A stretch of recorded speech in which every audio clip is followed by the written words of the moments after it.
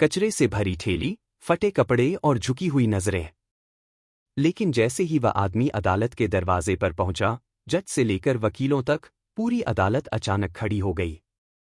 किसी ने अपनी कुर्सी नहीं संभाली, किसी की आंखें सूखी नहीं रहीं। सवाल सिर्फ एक था, आखिर ये कचरा बीनने वाला है कौन? आज भी शहर की वह पुरानी अदालत अपनी भारी दीवारों और ऊंची छत के साथ वैसी ही खड़ी थी।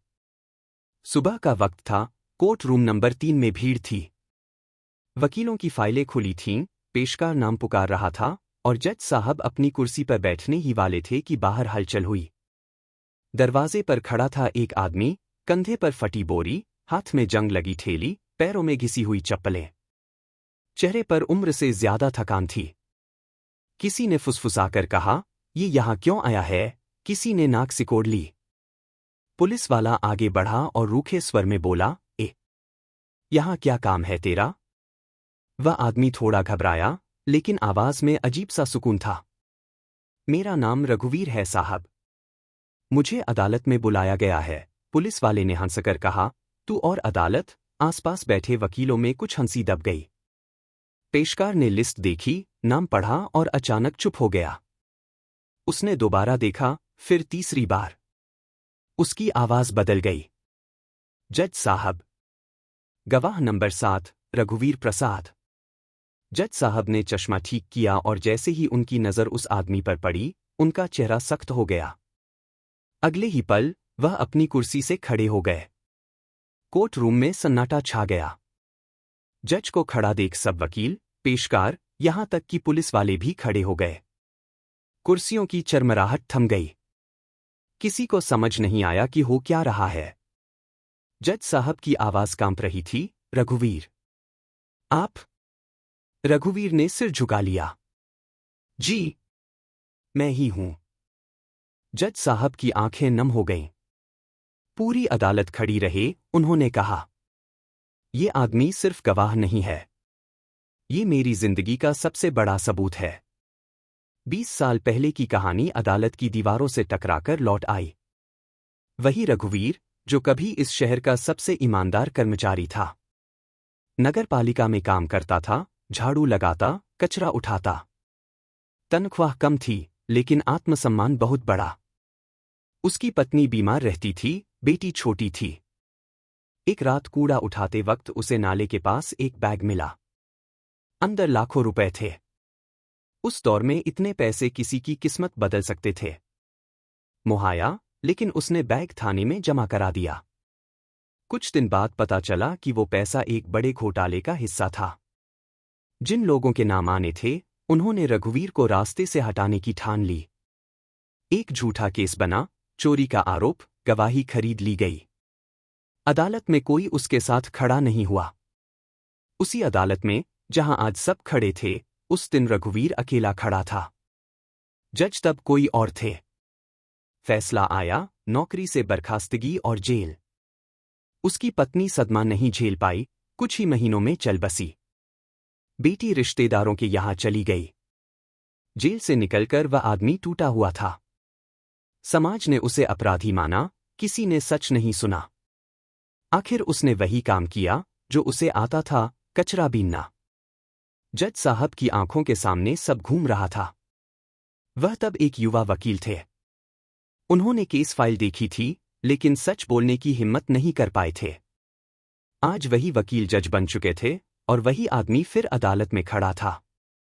रघुवीर की आवाज गूंज उठी, साहब, मैं सिर्फ सच बताने आया हूं। आज जो केस चल रहा है, उसमें मैंने अपनी आंखों से सब देखा है। अगर मेरा सच किसी की जान बचा सकता है, तो मेरी जिंदगी का दर्द सफल हो जाएगा। कोर्ट रूम में सिसकियों की आवाज आने लगी। कोई उसे कचरे वाला नहीं देख रहा था, सब एक इंसान देख रहे थे, एक ऐसा इंसान, जिसे वक्त ने कुचल दिया, लेकिन झुका नहीं पाया। अदालत में पेश हो रहा केस बड़ा था। एक बिल्डर पर आरोप था कि उसने एक गरीब बस्ती को जलवा दिया, ताकि जमीन खाली हो जाए। कई लोग मारे गए, कई घायल। गवाह डर गए थे, बयान बदल चुके थे। पुलिस रिपोर्ट उलझी हुई थी। लेकिन रघुवीर उस रात वहां था। वह रोज की तरह कचरा बीन रहा था, जब आग लगी। उसने लोगों को भागते देखा, बच्चों की चीखें सुनी। उसने खुद आग बुझाने की कोशिश की, झुलस गया, लेकिन पीछे नहीं हटा।